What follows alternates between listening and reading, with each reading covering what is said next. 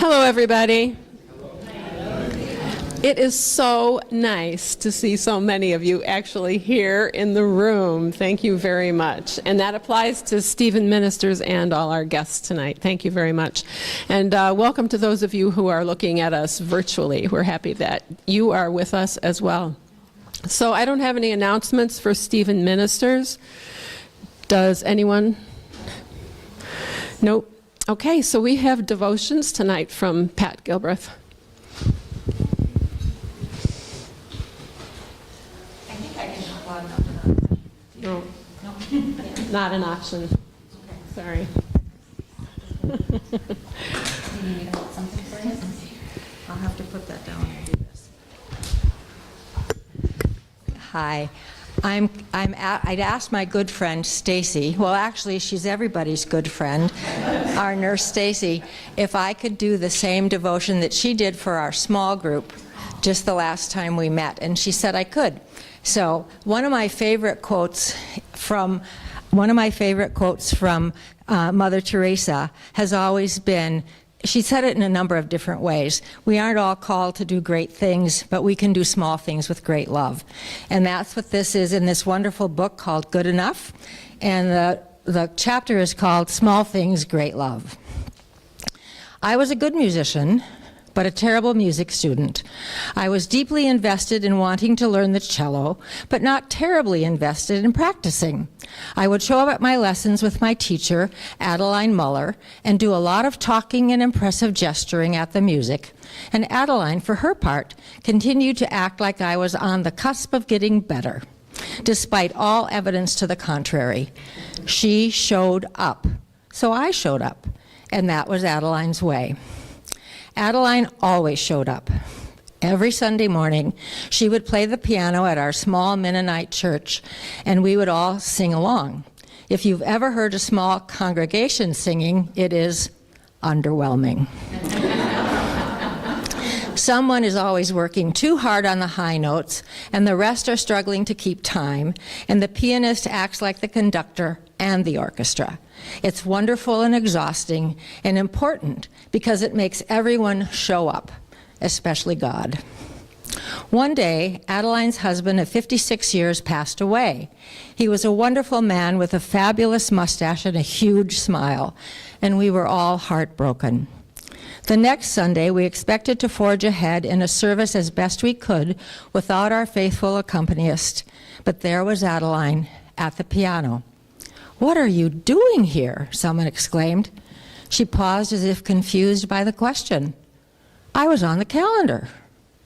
There are many acts of great love, and are great because they are massive, monumental, and earth-shattering. And some are great because they are incremental. Each small act adds up to something really spectacular. Small acts, great love. And I think that's something we, as Stephen Ministers, feel like we're not doing much some of the time. But it's the small acts, because we're doing it with great love. Will you pray with me? I have to turn the page. I can't turn the page. Thank you. Dear God, bless me with a radical love, inventor of love. And may that love overflow onto and into and through me.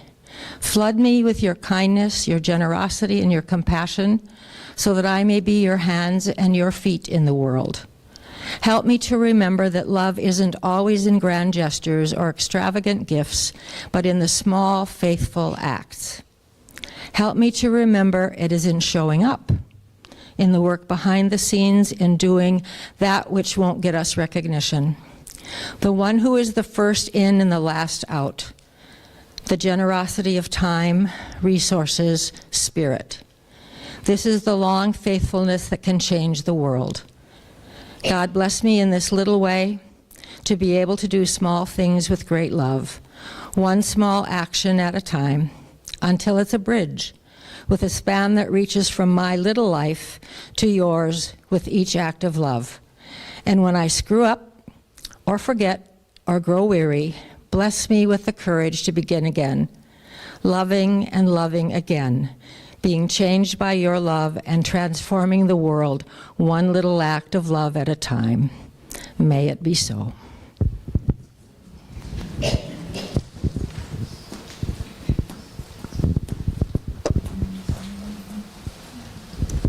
Well, thank you, Pat, and I'm so glad to see all of you, I think.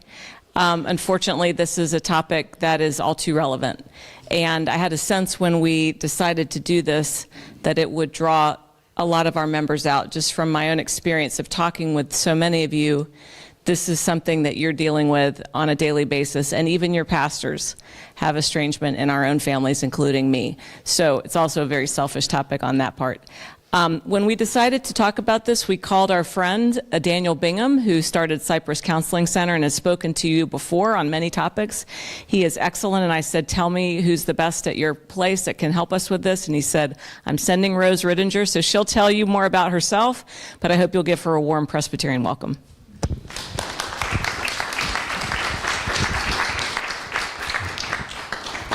Hi everyone, can you all hear me okay? All right, so like Mel said, my name is Rose. I come from Cypress Counseling Center. I'm also a member of Mosaic Church based out of Ann Arbor, Nipsey. Let's see, I've got just a little bit of information here about me. I have a bachelor's degree in child development from Michigan State University, a master's degree in clinical social work from Boston University. I have over 10 years experience working with children and families in all sorts of different contexts. And I'm currently working as a therapist, a licensed social worker at Cypress Counseling Center, as Mel said. I do love giving talks like this and kind of helping people learn new things. I'm also a little bit rusty because I haven't done this since before the pandemic. So as thank you for your patience, and as I'm standing up there, I realized I didn't get out my notes, which would probably help me remember what I'm gonna say. So I'm just gonna grab those real quick.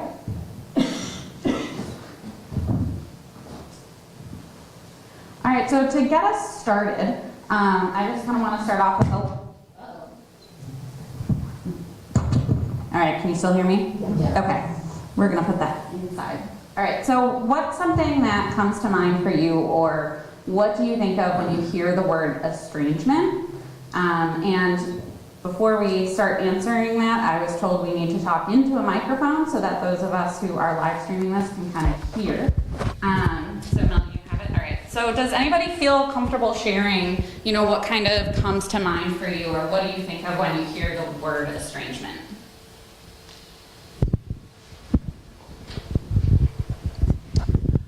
Being apart from one another and having a lot of misunderstandings in between. Being apart, having misunderstandings.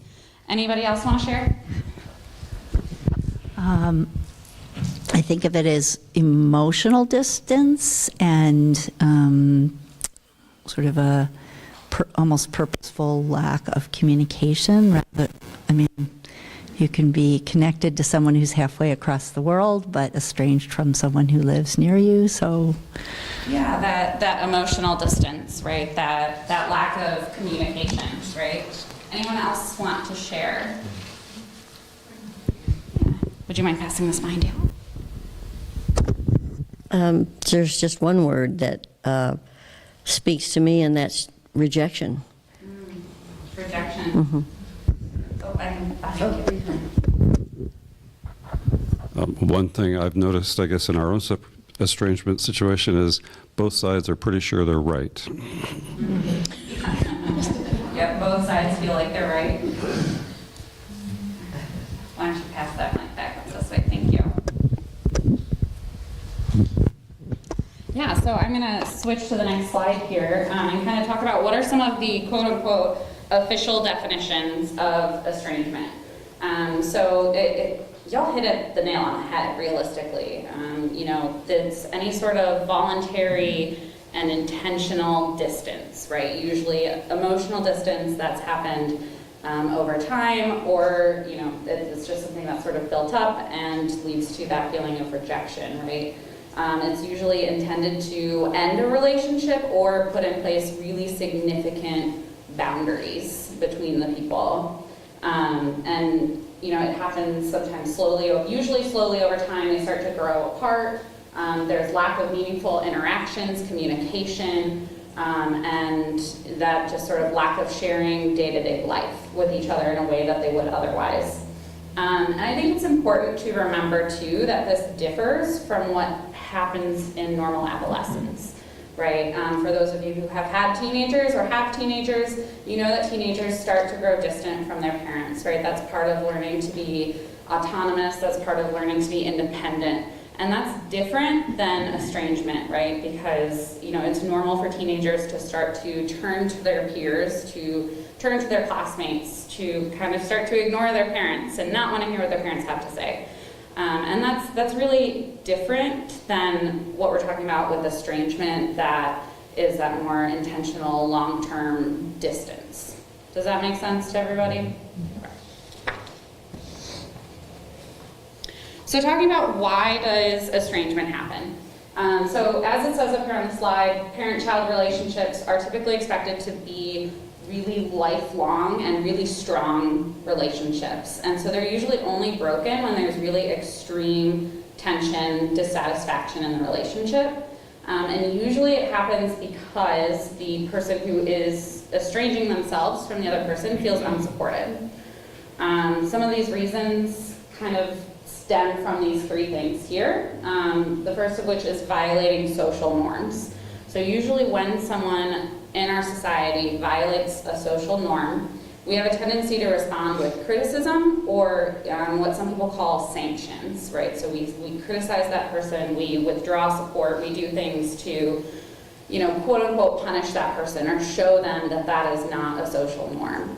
And over time, that can lead to, you know, either the person who's doing the sanctioning becomes kind of fed up and starts to withdraw, or it can lead to the person who is being sanctioned starting to withdraw in order to prevent more of those sanctions.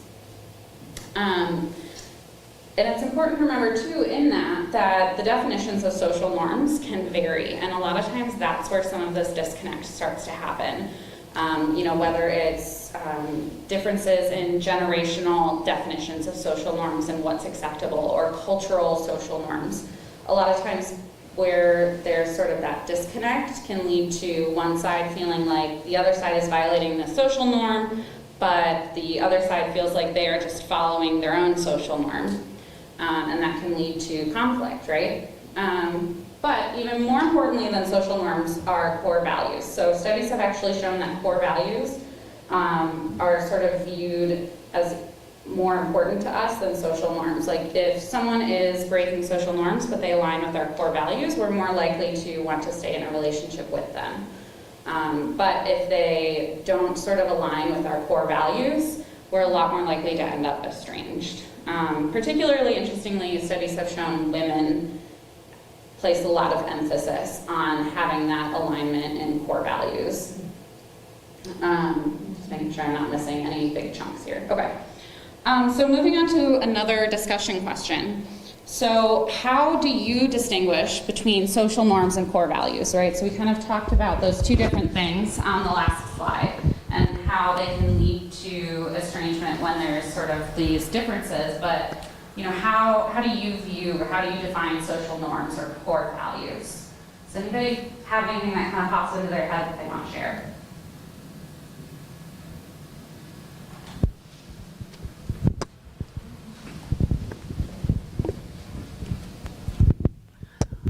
So what springs to mind is social norms is what are the neighbors going to say, whereas core values are really that sort of truly, this is what I believe, and yeah.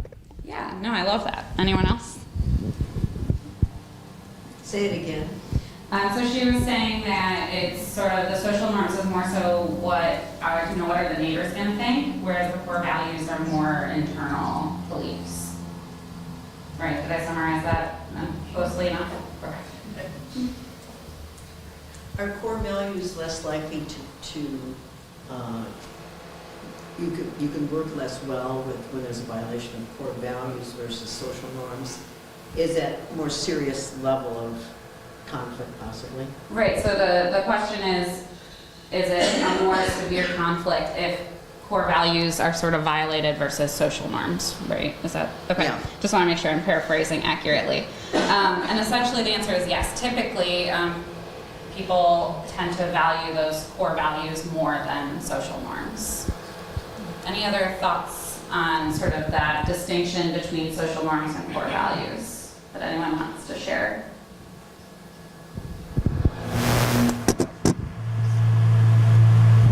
That's making a sound. Okay. Oh, I forgot. I have one more thing I wanted to say on this topic. So, you guys were very much on the right track as far as sort of that distinction. A lot of times, social norms tend to determine how we interact with people around us, right? So that's you know, things that are sort of determined by our culture, our society. It's, you know, do you wave hello when you make eye contact with someone in the Meyer parking lot, or do you keep your eyes down and ignore them, right? Those are social norms in how you behave. You know, in the Midwest here, it's very normal to, you know, you smile if you make eye contact with someone, whether you know them or not. But in other parts of the country, you're looked at like a weirdo if you do that. They're like, I don't know you, why are you smiling at me? So that's, you know, that's an example of a social norm, right? Whereas core values tend to be the things that inform our social norms, right? So core values are things like, I believe that all people are deserving of respect, right? That's a core value, and to me, I show that by smiling when I make eye contact with someone, right? But for others, they show that by ignoring them and not imposing on their space. Does that make sense? Mm-hmm. Okay. So next question. How do we learn our social norms, and who do we learn them from? Anyone have thoughts they want to share? I saw your hand thinking about going up. Anyone? Well, I think we probably all start by learning them from our parents, but then our peer groups also, and people we admire. Right, parents, peer groups, people we admire. Anything else to add? Authority figures. Authority figures. But I also think sometimes our social norms are different than our parents. Mm-hmm. Here, why don't you say them to the mic? Our social norms that we develop in ourselves are different than our parents, and that it becomes just a small conflict right in the very beginning, Right, I think. Yeah, our social norms, our understanding of social norms can vary from that of our parents or our grandparents or our family members, right? Like, there are probably some of you in this room who look at me and are weirded out that I'm wearing shorts and think that's maybe not the most professional look, but for my generation, I went for it.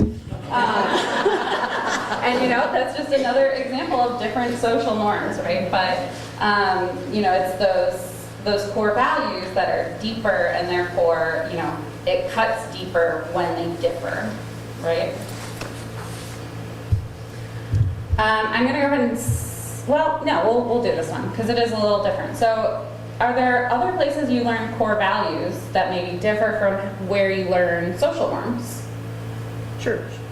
Church? Yeah, church is a big one, right? You learn a lot of core values. There's a lot of core values based in the church.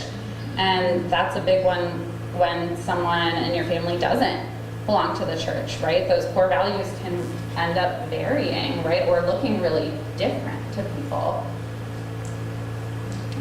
Yeah. I think you I don't know if you learn them or you discover them.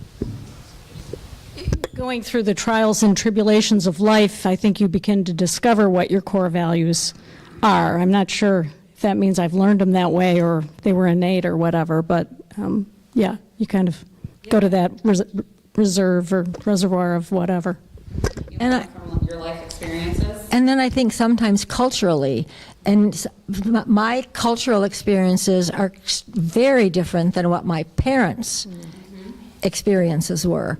So that, and I think my children and my grandchildren, theirs are different again.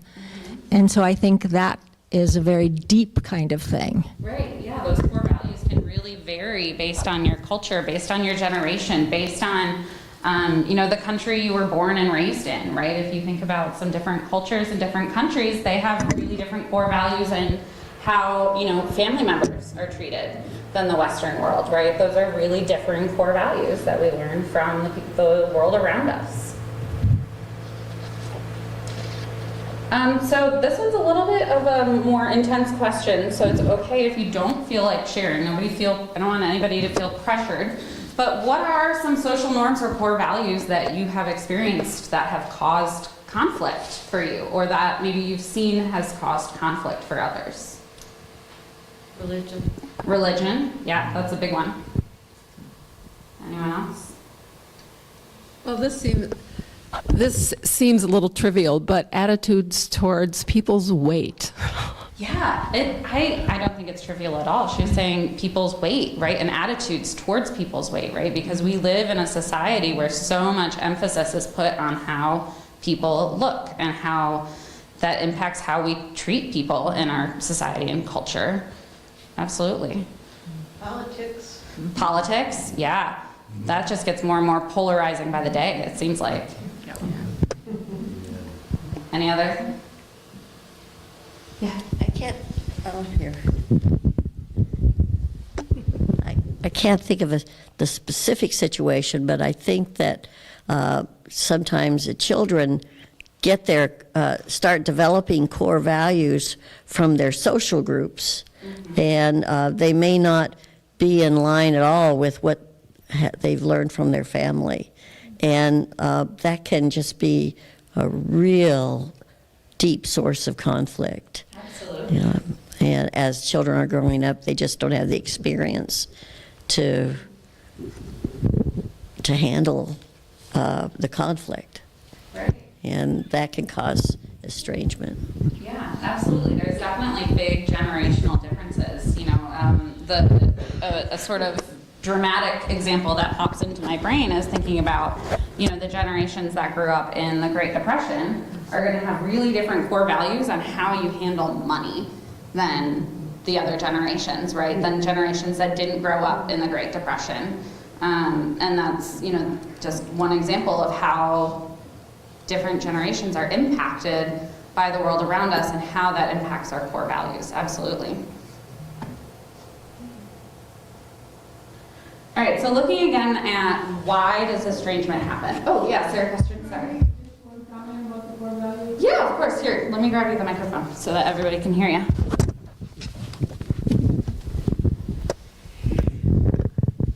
The core values can be shared, but there's the perception that you have violated it when you think you haven't. Mm-hmm. Yeah, and I think you could have the same core values.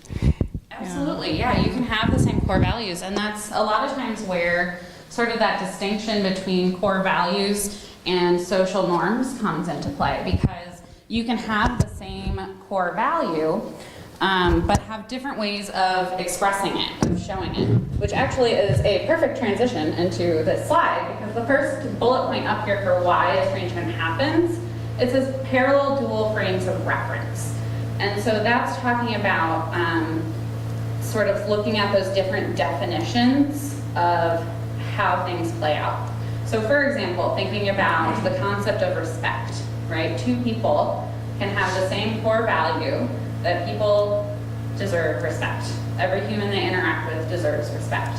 But they can have a different frame of reference for what that looks like. And so, thinking again back to that example of smiling at the stranger in the Meyer parking lot, to me that's showing respect. To someone else, that would be really disrespectful. And so that's sort of that example of having the same core value, but having different frames of reference for what that looks like. And that can create a lot of conflict because of that miscommunication, because that's really what that boils down to, is a miscommunication of how to express that core value. So another example is high academic or employment pressure. A lot of times is a trigger for estrangement. So when family members put a lot of pressure on the younger generation to excel in school, to do whatever they think that the next generation should do for work, things like that, can put a lot of pressure on the younger generation. And it always just now makes me think of, if anybody's seen oh my gosh, Total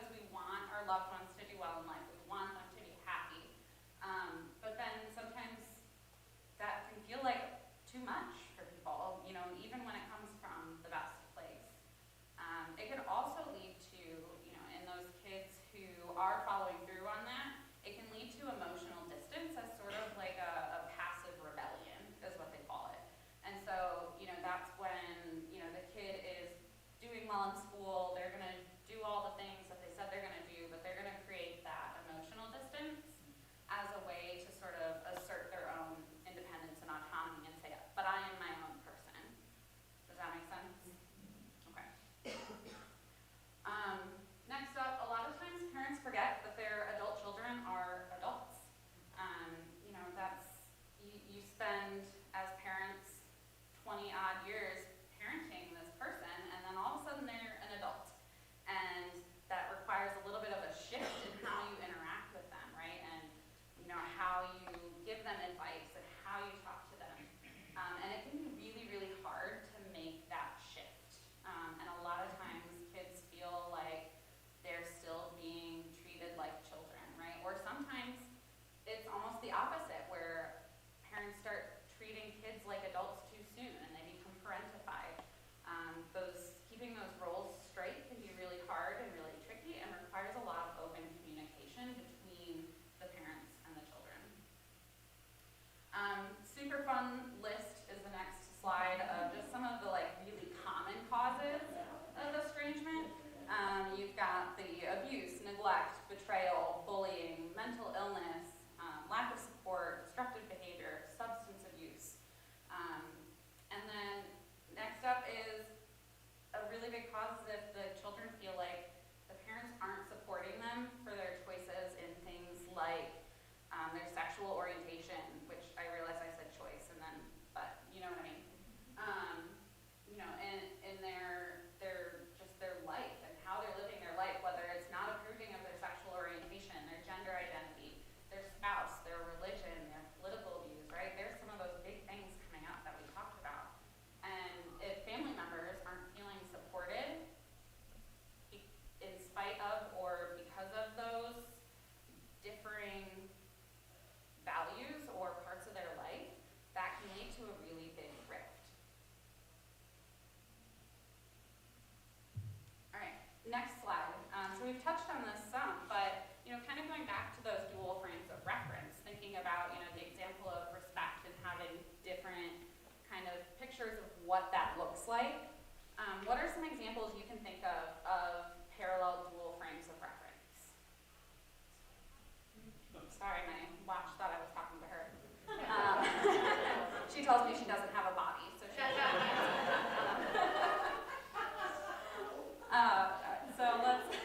for those of you who do have bodies and are here, what are some parallel dual frames of reference, or some things that people might have different definitions of in those social norms that can cause conflict?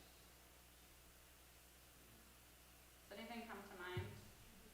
Anyone have experience with this or hear about it? Or do you have questions that I can clarify the question for you?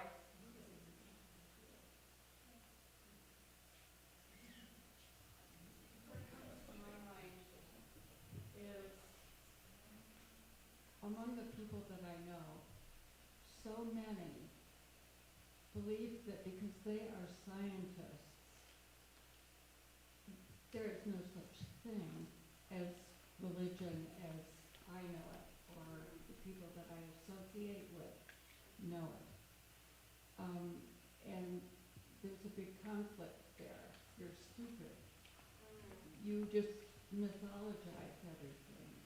And is that kind of what you're driving at? Yeah, it's sort of that different definition of what's real, right? I think what I've experienced living in Ann Arbor is the comparison of the people who don't live in Ann Arbor with the people that do. And the attitude, that difference in attitude. And I find in our little golf group of maybe 30 or 40 guys, there are the people who don't live in Ann Arbor, and they think that those of us who do, when there's a storm, when we look up, water gets in our noses. Because we are so, we believe we are so high up. And that's a difference in. So we're walking around. Yeah, with our nose in the air. Right, So there's this perspective of people who live in Ann Arbor as being kind of snooty with their noses up in the air. Right. And that is sort of reflective of, this idea of what it means to be a person of value, right? And, where we get that value from. Yeah.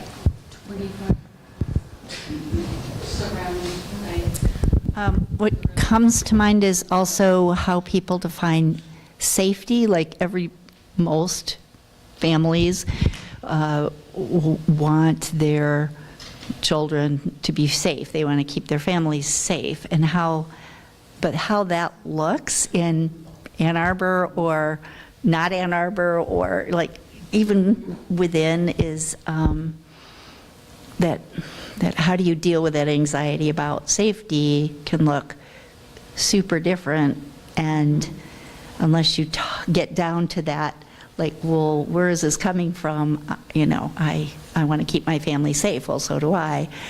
Yeah.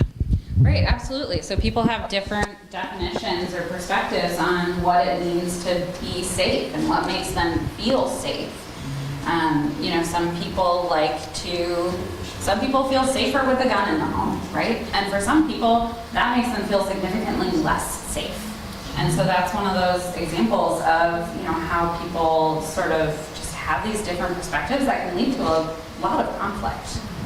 Anyone else want to share before we move on? Yeah.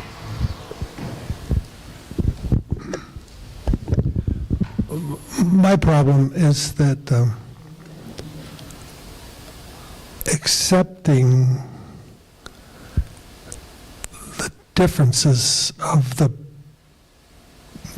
technical term parallel dual frames of reference, that you can't have a different opinion and yet be okay with that. And do you have to compromise your core values to rectify the differences that you have, where it's black and white? There's no in between, and that to me, I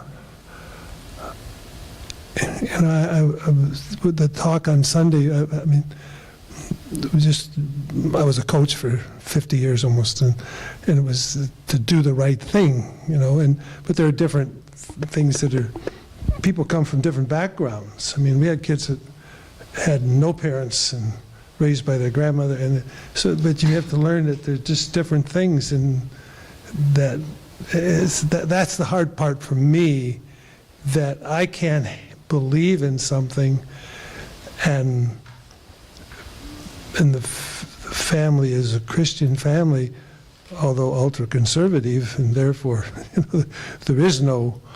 there seems to be no give and take. But that's a problem I have, is just the acceptance of, and maybe I'm rambling here a little bit. So anyway, that's the hardest part for me to understand, is that why can't I believe in something and you can believe in something, and I accept that what you do, but you can't accept what I do? Right. It's really hard when there's not that acceptance on both sides, and realizing that we are, as people, going to have these different frames of reference for things, right? And so it comes, thinking of that example of safety, right, and having a gun in the home. It's really hard to find a compromise, right? Like if, I'm visiting someone who has guns in the home and has them sitting on their nightstand, that's not going to make me feel very safe. But for them, maybe putting that away makes them feel really unsafe because of their background. And so how do you have those conversations, right? And come back to bring it down to those core values, right? Of wanting to be safe, even though our references for what that looks like are different. And how do we find a compromise? Right, where are we both willing to, maybe I'd feel better if they put it in a safe, right? And maybe that would be an acceptable compromise for them because it's still in the home. but we're both able to feel somewhat safe and sort of accept those differences. And when, you know, you're not able to find a compromise, you know, how do you proceed, right? How do you have those conversations? And it's really hard, and sometimes there's not, you know, a right or wrong answer. And that's where some of that just love and acceptance comes in, and you say, well, maybe I won't stay at your house, but we'll meet for lunch, right? Or, you know, things like that, where you have to find where your own boundaries are and what you're comfortable with. But sometimes that does create these rifts, right? If you're not able to kind of bridge that gap. So looking at some risk factors for why does estrangement happen. Before I kind of just start listing these off, something to keep in mind is that when we talk about risk factors, we're not necessarily talking about things that research or studies have been shown to specifically cause estrangement. It just means that research has shown that folks who experience this are at a higher risk of estrangement later on. So some of these examples, it's more common to see estrangement in immigrant families or other families that feel sort of out of place.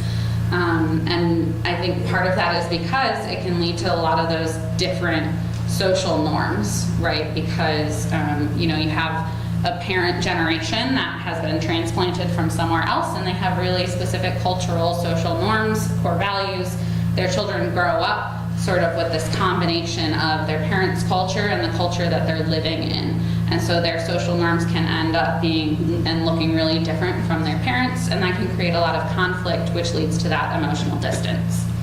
Other risk factors include trauma, stress, which can be anything from death to divorce, having to fight oppression or discrimination, things like poverty, living in high-stress neighborhoods, low quality schools, you know, lots of parent-child separations, insecure attachments, which I'm going to get into attachments a little bit more later, and then just general lack of time spent together. These are all sort of well identified by research as risk factors for having estrangement later on in life.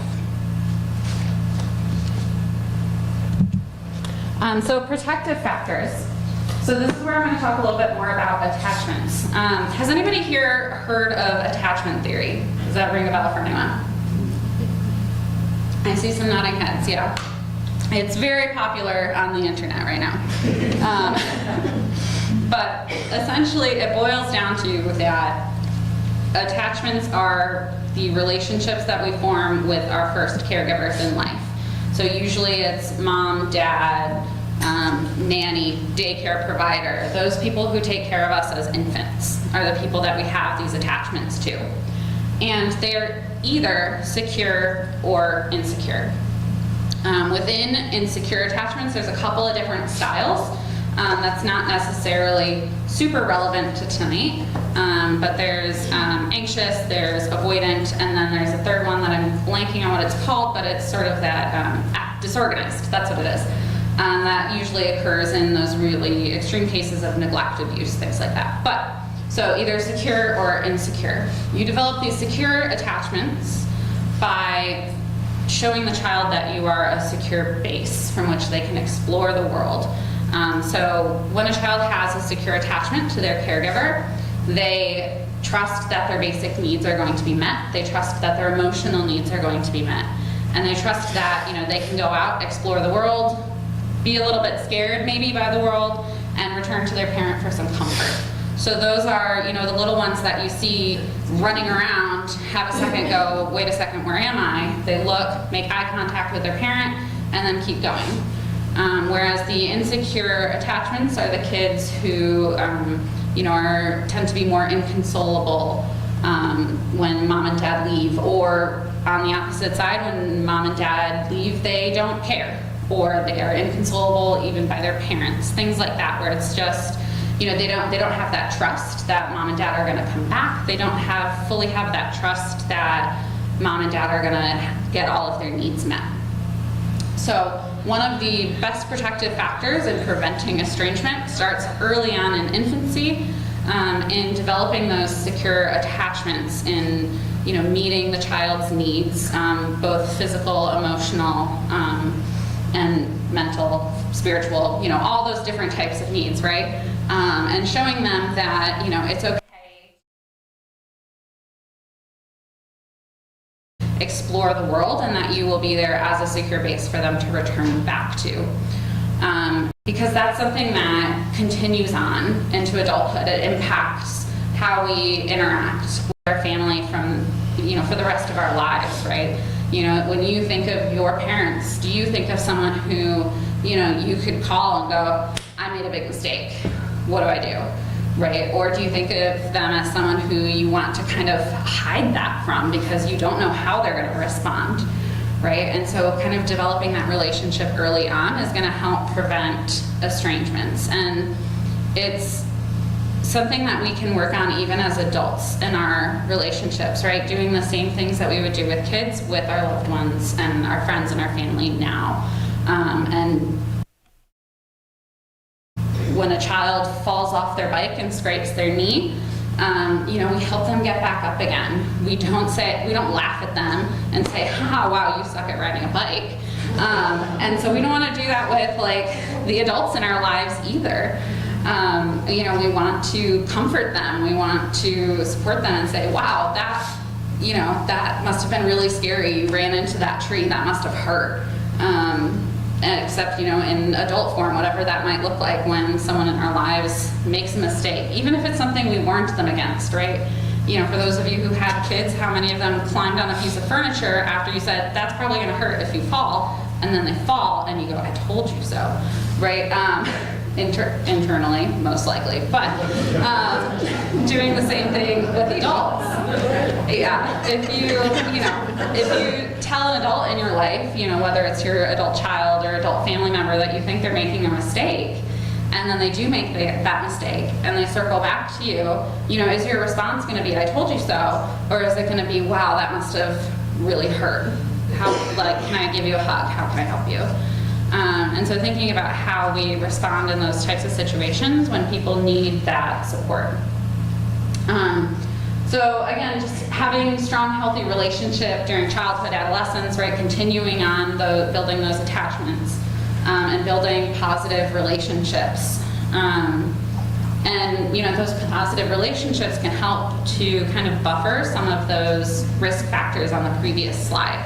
So research has actually shown that in some of those scenarios where it's that lower socioeconomic status, or they live in violent neighborhoods, or they don't go to good schools, having good relationships with their parents can provide kind of a buffer when it comes to estrangement later in life. It can help to kind of balance that out a little bit. All right, so we are going to go into some statistics. I thought about calling it fun facts, but I decided that we probably shouldn't call family estrangement fun. So I went with statistics instead.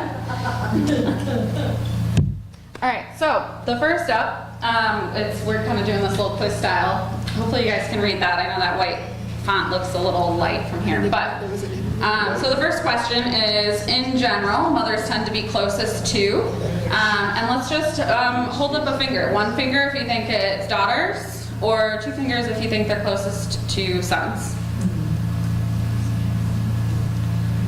Ooh, I see kind of a mix. I see a lot of ones and a lot of twos. Yes. So daughters. The research has shown that mothers have a tendency to be closest to their daughters. I'm going to sit here so that, can you guys still see this over my head? Okay. All right, so next statistic. In general, mothers tend to be closest to either 1, their oldest child, 2, their middle children, or 3, their youngest child. And again, we'll just hold up fingers. Tell me what you think. I see a lot of 1s and 3s. 1s and 3s. Let's see. Oh, did I see a 2 over there? Oh, 3. Okay. 3, youngest children. Is that where the middle child syndrome comes in? Yeah. Pick the middle child. You're right. Yeah, nobody picked the middle child. You're right. All right. One study found that more than blank mothers experienced estrangement from at least one child. So do you think more than 1 in 20, 1 in 10, or 1 in 50? Oh, yeah, you did see the answer. Anyway, we're going to do it anyway. What nobody still thinks it might be something different, you know, maybe I put it in there to fake you out. No, nobody's buying that? Okay. 1 in 10. So yeah, one study found that more than 1 in 10 mothers experienced estrangement from at least one child, which I feel like shows that it's a little bit more common, right, than we might have otherwise thought. Although then again, since you guys are here, maybe that's not a surprise to you. Next up, are estrangements more likely to happen in father-child relationships or in mother-child relationships? So again, 1 finger for father-child, 2 for mother-child. Ooh, I'm seeing some mixes again, ones and 2s. Let's see. So 1, they tend to be more likely in father-child relationships. And that typically is because, and you know, keep in mind, this is just statistics, not saying every relationship, but these relationships tend to be a little bit more tenuous to start. And then also fathers have a tendency to be a little bit more critical of their children, which can lead to that estrangement more frequently. Next up, adult children tend to be very open with their communities about their experiences with estrangement. 1 finger for true, 2 for false. I see a lot of 2s with a couple of 1s sprinkled in. Yep, that's false. So a lot of times adult children tend to really keep that to themselves. They tend to be really private about it. I think probably just because there's a lot of stigma around estrangement, and it's really personal, and there's a lot of hurt that, you know, has been experienced. It's not something that people just wake up willy-nilly and go, yeah, I think I'm not going to talk to my parents ever again, right? It's something that there's a lot of hurt. Next up, in some parts of society, estrangement is nearly as common as divorce. 1 finger for true, 2 for false. I see a lot of 1s with a couple of 2s sprinkled in. Yep, 1 study showed that in some parts of society, estrangement is nearly as common as divorce. 1 study found that blank % of young adults have experienced estrangement. We have 8% of young adults, 17%, or 22%. I see a lot of 3s saying 22%, a couple of 17%. 17%. Yeah, so a survey of young adults found that 17% of them had experienced estrangement, which again, I think goes to show how common it is. Next up, a study found that what % of older adults are estranged from an adult child?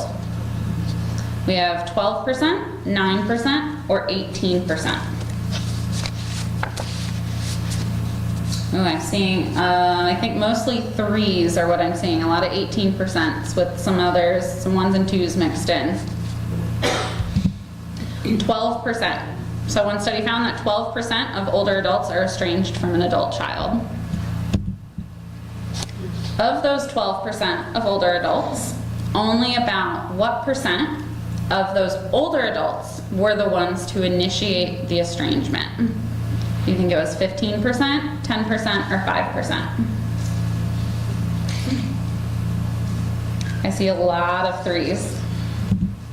Yeah, you guys got it, 5%. Only 5% of those 12% were the ones to initiate the estrangement. Can I just ask, is that from, whose point of view is that from? I would have to reread the study because I made this slide a while ago. Yeah. The question was, whose perspective is that from? My assumption, if I'm remembering correctly, is I believe that's according to the older adults, how many of them identified as the ones to initiate the estrangement, which is, you know, I see that face you're making. Yeah, it's an important distinction. It is, absolutely. Next up, we have less than 5% of Americans are estranged from a sibling. True or false?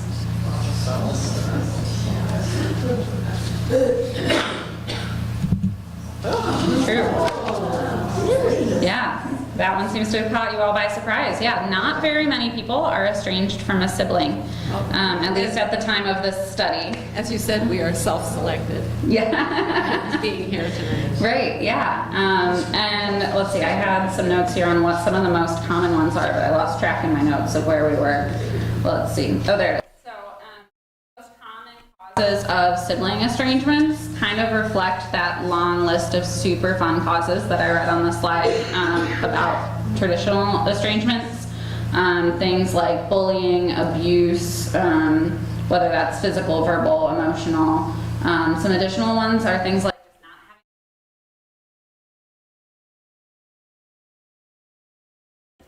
competition in general. Those are the types of things that start to sort of sow those seeds of disconnect. Next up, what is the average length of an estrangement? Is it 2 years, 9 years, or 12 years? What do you think? I see a lot of 2s, a lot of 3s.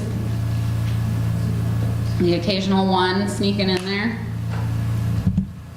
Yeah, so the average length of an estrangement is 9 years, which feels like a long time when you're in it, but I think it's important to recognize that it's not forever, right? Because a lot of times when we are in the midst of an estrangement, it feels like it's permanent, right? It's not ever going to change. And so this statistic I think is really powerful in that it shows that that's not the case, that most estrangements end and there is reconciliation.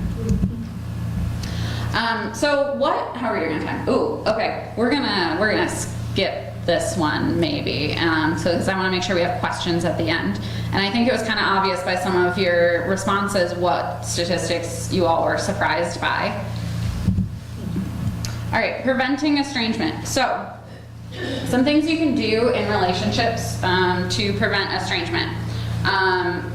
Be intentional in fostering relationships between children and adults post-divorce, right? That's a big one. After divorces, tends to be that physical separation between adults and children.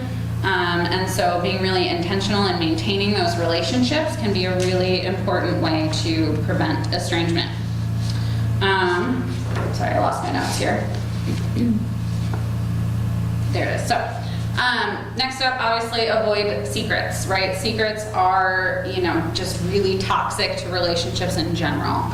And it can be really tricky to distinguish between things that just should be kept private and things that are secrets, right? Because everybody has things that they don't necessarily want to share with the whole world.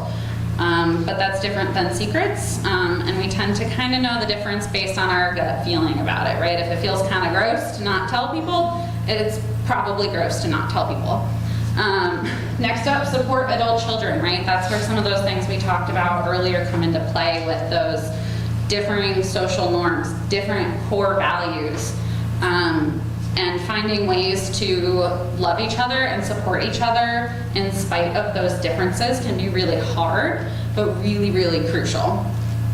Next up, address tension as it occurs, right? So most of the time, estrangement is not something that happens overnight. It is tension that has built up over years through conflicts that were never fully resolved, or that people still have lingering feelings over. So the best thing you can do is address those as they happen. Have those discussions about feelings and core values and things like that, and get help if you need it, whether that's through an individual therapist or through family counseling. There's a lot of people out there who do family counseling, and I think when we hear that, we think, it needs to be mom, dad, all the siblings all together, but it can be just, 2 siblings going in for therapy together, or a mom and daughter, or a mom and son, or father, son, father, daughter, any combination. And they can help you have those conversations. Next up, suspend or avoid judgment in conversations with loved ones, right? That sort of goes back to that supporting them and just coming into those conversations with empathy and compassion, right? You can't expect others to have empathy and compassion for your perspectives if you do not have it for them. Let's see, okay. Sorry, y'all, I'm kind of hurrying through these last slides because I want to make sure we have time for questions at the end. Addressing estrangement when it occurs. So going back to that slide about 9 years being the average length of estrangement. So I believe the statistic is 79%. 79% of estranged family members believe that it is permanent and that it will not end and there will not be reconciliation. But remember that 9 years, it's not forever. 29% of children who are estranged from their adult remain estranged at the time of the study. And I think with that statistic, it's important to keep in mind too that there's never going to be a point in time where nobody ever is estranged, right? Anytime statistics or research is doing a study, there's going to be estrangements that are currently happening. And so there's always going to be somebody who's estranged somewhere. But so just remember that number, that 9 years is the average length. And so it's not forever, it's not permanent. Next up, a lot of times parents feel blindsided by estrangement. So I know I've talked a lot about how they build up and that tension builds and there's that emotional distance that starts slowly. But sometimes that's more visible to one side than it is to the other. And so that's when you want to come into those conversations with an open mind.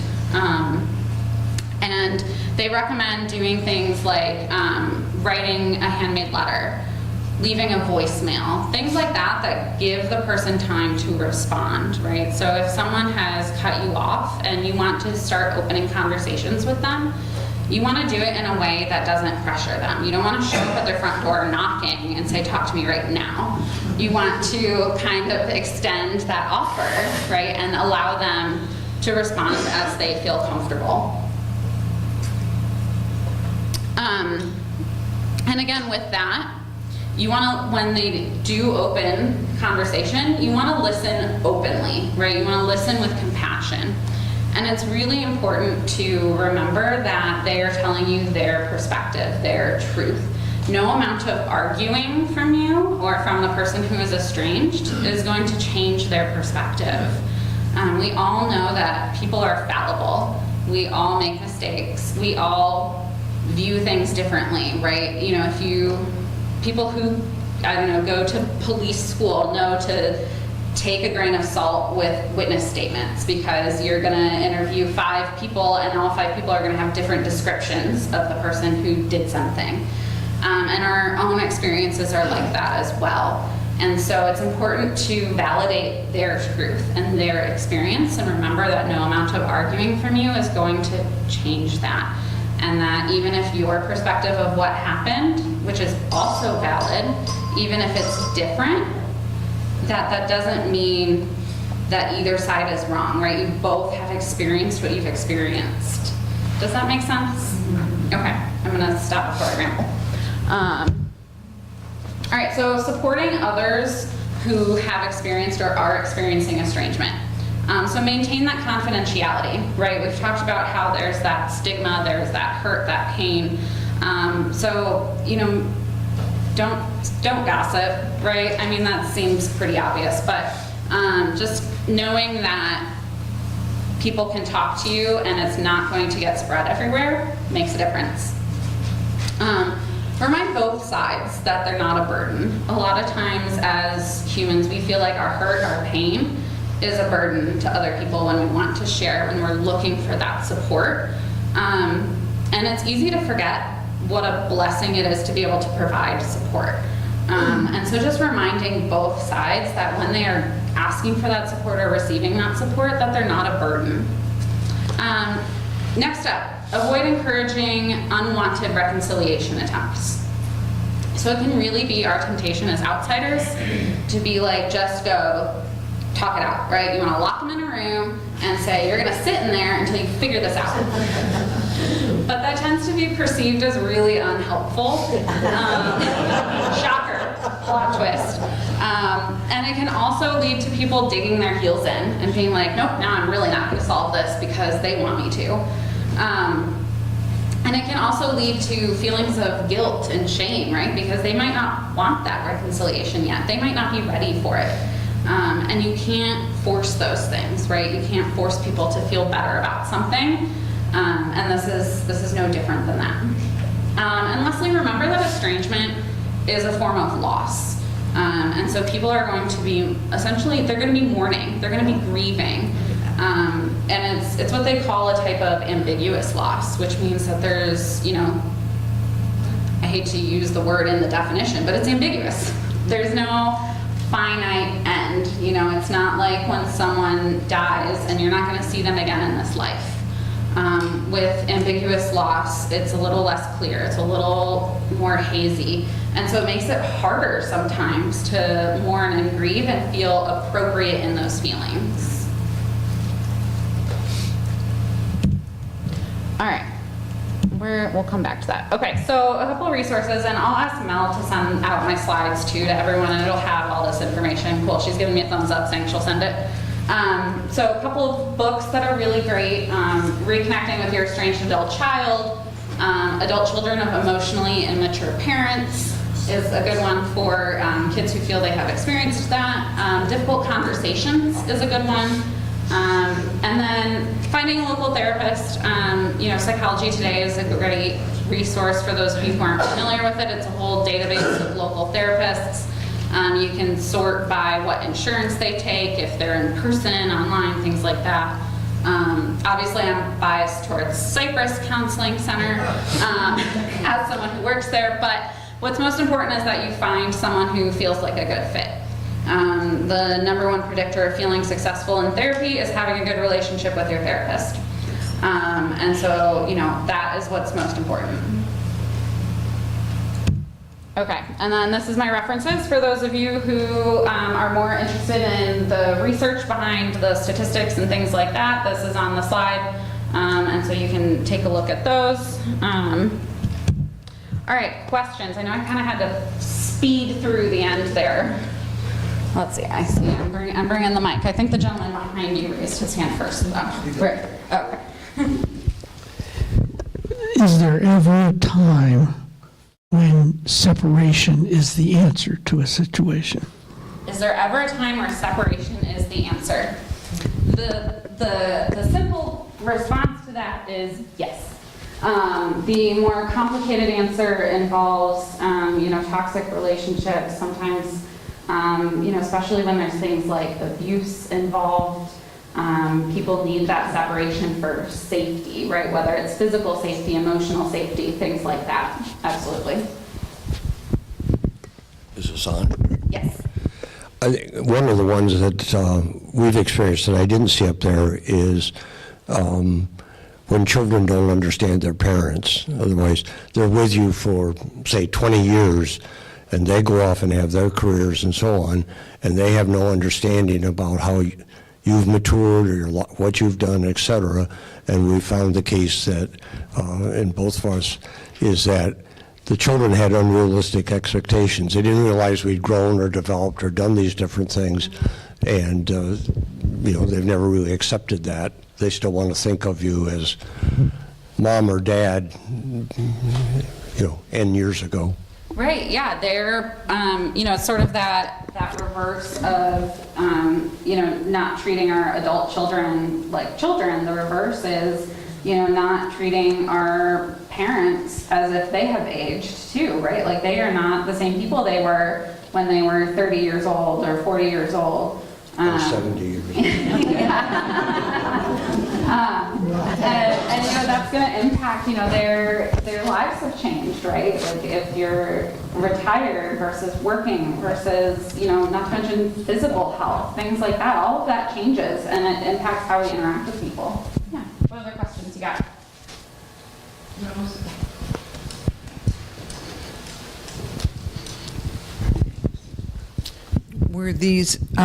Were these questions all from the same study?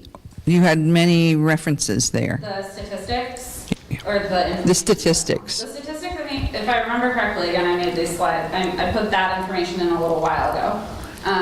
And so I believe they were sort of from a variety of the different articles referenced there. Thank you. Yeah.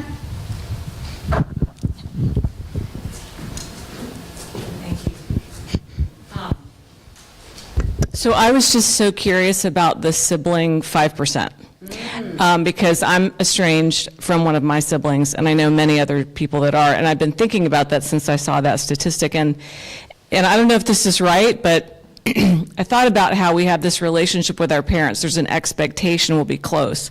But with our siblings, there's not the same expectation for that bond, and then we marry or partner, and that takes another horizontal direction. But I think with most of the people I talk to that are estranged from siblings like me, I would just say, we're just not close. I would not use the word estrangement because we're siblings. You know, we've just grown up and gone different ways. We just don't talk very often. The real estrangement comes when it's like a money, a will thing, or the family tends to be close and one sibling goes off to the side. One thing I'd love to have you comment on is something I learned about in therapy school, which is that estrangement tends to beget estrangement. So that if a parent has an estrangement with a child or whoever causes it, the child is that much more likely to then have a child of their own that they would be estranged from. Is that accurate? That's what I've always been told. I think it makes sense. I don't recall seeing any specific statistics about it, but we do, you know, it is well known and well established that we learn how to interact with those around us, how we interacted with our parents. Right. Right, and we learn how to, our first lessons in parenting comes from our parents.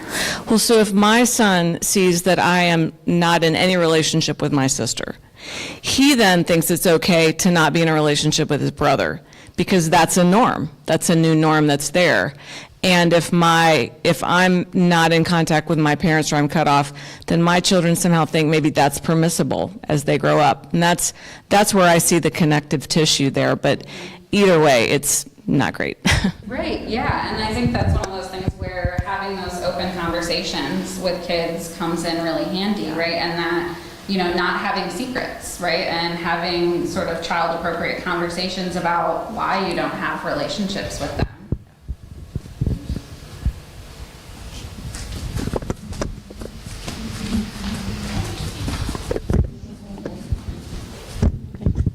I'm curious if COVID has made a difference in estrangements. Yeah, that was something that I think the research is still coming out. They're still doing a lot of, of research on that and how COVID has impacted families. I do think just from from my own experiences and what I've noticed anecdotally from talking to people, I think it has. I think it's kind of interesting because I've sort of seen both sides, right? Where I've seen families impacted where they were actually drawn closer by COVID because, they had to rely on grandparents for childcare, or, their siblings lived locally and they were the only ones in their bubble, right? But I've also seen sort of the flip side where, people had different precaution comfort levels, right? Where some family members are not getting vaccinated and others won't see people if they're not vaccinated. So it'll be really interesting to see, as that research actually comes out, what the numbers are. Rose, a lot of people I've talked to in the church, and if you covered this earlier, I'm sorry, but they have a child that they feel estranged from, and it seems to be the fault of the person they married. So their child marries someone, and they believe the estrangement is all because of that spouse. And it may legitimately be so. I know I have had that with my sister's first husband, kind of like took her away and didn't really want her to have a relationship with her parents. And so something about that can happen. But is there a solution to that? I mean, what do you do when that's your child has chosen this person that maybe doesn't like you or doesn't want them to have a relationship? Do you just have to accept it, or is there a way to go at it that you've seen? Yeah, it's one of those things where I wish there was a one-size-fits-all answer. And the closest I've got is communication and having open conversations, and having those really awkward, hard conversations about, why are you seeing us less? Like, we miss you, right? We don't necessarily expect it to see you on the same frequency, right? Because, they are establishing a new life, right? They are leaving and cleaving. But there's a difference between that and feeling cut off, right? And feeling, excluded. And so having those conversations about how you're feeling in those moments, and doing some problem solving, right? If there are things that, are bothering the spouse, or, and sometimes it is also just like a genuine red flag, right? Because that is a red flag for emotional abuse, right? When, partners isolate each other. And that's when you just have to continue showing up and letting them know that no matter how much they push you away, you're not going anywhere. You're not necessarily going to show up and knocking on their front door all the time, but when they are ready, you're there to provide that support. I think premarital counseling is really important in this regard, because when people, maybe aren't super happy with who their child is marrying, and they tell the child that in some way that then gets back to the spouse, you've already got a break right there. And so educating couples on what is appropriate to talk about or not talk about related to family issues. I mean, we could do 5 sessions just on that. And a lot of people don't even get premarital counseling, which is just terrible. So, other questions?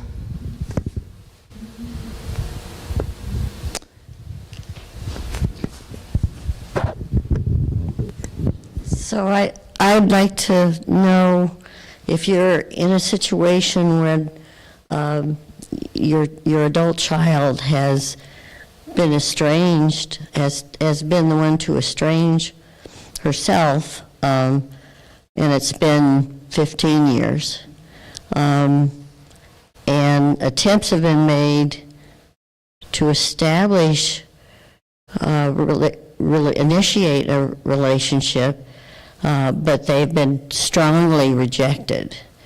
And I would like to know how to proceed from there, because there's just such a huge misunderstanding and miscommunication with respect to what the children feel about the parents. Yeah, and those types of situations are so hard to experience, that repeated, feels like repeated rejection, right? And sometimes the best you can do is make sure they know that door for communication is open if and when they're ready. Some people like to go the route of writing a letter, right? If you feel like there's been that serious We've done that. communication. And they just threaten legal action, like we're harassing them or something, and when it's just not, that isn't it at all. And we very rarely actually try to contact, to try to initiate, but there's got to be a way to get started and to at least get that communication through, because I'm not even sure that's getting through to my child. So you're concerned your child's not hearing the messages? I think they're being intercepted by a well-meaning therapist or perhaps a spouse. It's very complicated. Okay. But can you suggest anything? What would you do?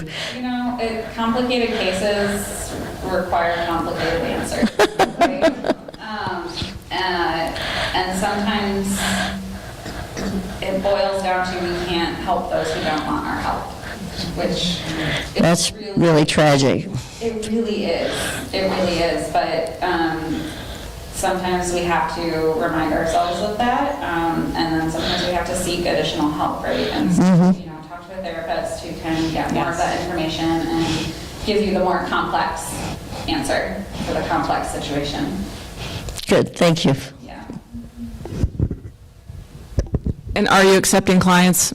I am, yes. We also suggest not only seeing a therapist, but that you might consider a Stephen minister, many of whom are here tonight and have walks with others in these situations and can help advise and be there with you through it. So we're so grateful to you, Rose, for your time tonight, for your slides. I will send the slides out. I took names down of people that aren't in the Stephen Ministry program so I can send them to you, but thank you for being here with us. Of course, thank you all very